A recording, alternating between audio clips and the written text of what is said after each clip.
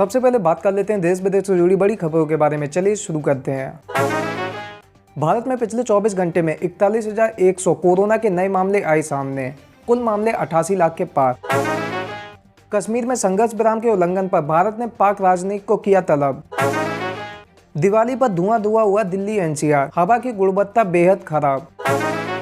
मना करने के बावजूद भी दिल्ली एनसीआर में जमकर चले पटाखे। दर्जनों आतिशबाज हुए गिरफ्तार। दिवाली के दिन दुश्मनों पर बरसे पीएम मोदी। कहा आजमाया गया तो मिलेगा प्रचंड जवाब। दिल्ली में कोरोना की बेकाबू रफ्तार को रोकने के लिए गृह मंत्री अमित शाह ने बुलाई high level meeting. Uttar Pradesh में 25 साल पुरानी मौत की रंजिश को लेकर जमकर चले लाठी डंडे। फायरिंग में 2 लोगों की मौत। आरजेडी नेता मनोज झा का नीतीश पर तंज। बोले ज्यादा दिन तक नहीं रहेंगे सीएम। रमेश निंचक का कहना वैदिक काल की प्रेरणा से होगा शिक्षा का वैश्वीकरण। भारत फिर बनेगा वैश्विक ज्ञान केंद्र। लॉन्च पैड पर 300 आतंकी घुसपैठ की कोशिश में बीएसएफ ने कहा हर चुनौती के लिए हैं तैयार।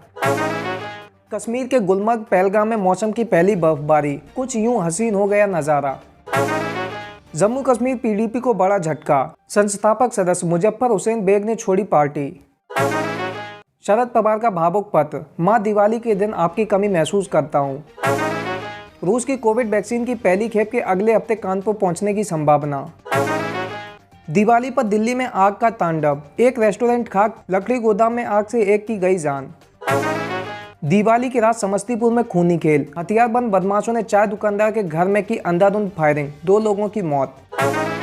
शरीश्वर जी महाराज की जयंती पर स्टैच्यू ऑफ पीस का अनावरण करेंगे प्रधानमंत्री मोदी। तेलंगाना ने मकान मालिकों के लिए संपत्ति कर में 50% की माफी की अनाउंसमेंट की। एलओसी पर गोलीबारी को लेकर विदेश मंत्रालय ने पाकिस्तानी राजनयिक को तलब किया। राहुल गांधी पर पूर्व अमेरिकी राष्ट्रपति ओबामा का बयान नाखुश करने वाला, शिवसेना का कहना। महाराष्ट्र में सोमवार से फिर खुलेंगे मंदिर और पूजा के अन्य स्थल। स्टैनफोर्ड यूनिवर्सिटी की टॉप वैज्ञानिकों की लिस्ट में भारतीयों का जलवा। 2 आईआईटी से 36 नाम। अमेरिका के वॉशिंगटन में हिंसा भड़की। प्रदर्शनकारी और ट्रंप समर्थक भिड़े। फ्रांस में एक दिन में सामने आए कोरोना के 30,000 मामले। खिसियाए पाकिस्तान ने लगाया उल्टा आरोप। कहा कई आतंकी हमलों में रहा है भारत का हाथ। हार के बावजूद भी व्हाइट हाउस में हो रही है ट्रंप के दूसरे कार्यकाल की तैयारी। लीबिया के तट पर नौका डूबने से कम 20 प्रवासियों की मौत। अब बात कर लेते हैं पॉलिटिक्स की। तारिक अनवर का कहना नीतीश कुमार की हालत वही रहेगी कि रिमोट किसी और के पास और मुख्यमंत्री वो। नीतीश कुमार चुने गए एनडीए विधायक दल के नेता। आज शाम 4:30 बजे शपथ ग्रहण समारोह।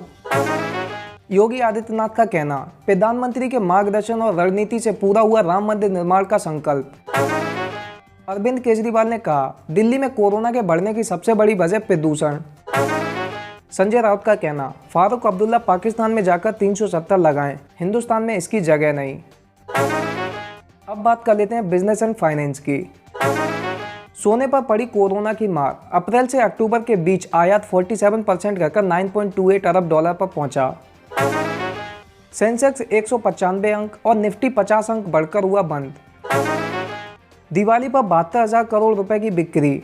घरेलू उत्पादों पर जोर से चीन को लगी बड़ी चोट। दुनिया के निवेशकों की निगाहें भारतीय बाजारों पर। नवंबर में एफपीआई ने किया 35,109 करोड़ रुपए का निवेश। तटीय नौवहन विधेयक को दिसंबर में कैबिनेट की मिल सकती है मंजूरी। वस्तुओं की आवाजाही होगी आसान। सरकार की कोशिशें दिखा रही हैं रंग। उम्मीद से अधिक तेजी से उभर रही है भारतीय अर्थव्यवस्था, रिपोर्ट का कहना। पीयूष गोयल का कहना सरकार के प्रयासों से पिछले साल से कम हुए प्याज के दाम। अब बात कर लेते हैं कैरियर एंड जॉब्स की। SBI PO 2020 requirement. 2000 पदों पर निकली नौकरी, करें आवेदन। एचजीएस 2020-21 की दूसरी छमाही में 3,200 लोगों को देगी नौकरी। यूपीएससी ने कंबाइंड मेडिकल सर्विस की लिखित परीक्षा का परिणाम किया जारी, करें चेक। सीबीएसई बिहार कांस्टेबल के 8,415 पदों पर निकली भर्ती, करें apply. Delhi police CAPF requirement. Physical efficiency test के लिए एसएससी ने जारी की मेरिट लिस्ट। अब बात कर लेते हैं सिनेमा की। वरिष्ठ बंगाली अभिनेता सौमित्र चटर्जी का 85 की उम्र में निधन, लंबे वक्त से थे बीमार। गिरेशी सिंह वर्चुअल भैया दूज मनाने को तैयार। जेट स्की पर पोज देते नजर आई एक्ट्रेस राधिका मदान।